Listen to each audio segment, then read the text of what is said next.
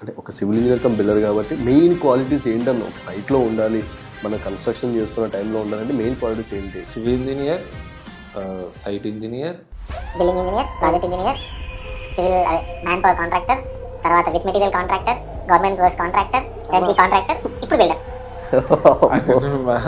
వదిలి ఎన్ని ఉన్నాయా మనం? చాలా మంది అంటారు సివిల్లోకి వెళ్తే ఏముంటాయి బోగు, మా అయితే స్టార్టింగ్ ఒక 15,000 ఇస్తారు, 20,000 ఇస్తారు, అంతే, అంతకు మించి రావంటారు. యాక్చువల్లీ ఇది తప్పు. Patience is the key for everything, you know that. Civil అది చాలా పెద్ద రోల్ ప్లే చేసింది. అంటే నువ్వు బయటికి వచ్చావు, నీ దగ్గర ఏం స్కిల్ సెట్ ఉందో తెలియదు. ఇక్కడ you need to take care of many things. People management కావాలి, డిజైన్ చేస్తుంటే డిజైన్ స్కిల్స్ కావాలి. సో నువ్వు 15 నుంచి స్టార్ట్ చేసిన కెరియర్ 2-3 ఇయర్స్లో నువ్వు చేయగలుగుతున్నావు క్లారిటీ ఉంటే సాఫ్ట్వేర్లో హైక్ పక్కన పెట్టు. కరెక్ట్ నువ్వు ఒక మంచి ఇంజనీర్ ఉంటే ఇక్కడ నీకు డబుల్, ట్రిపుల్ ఇంక్రిమెంట్స్ అలా అవుతుంటాయి.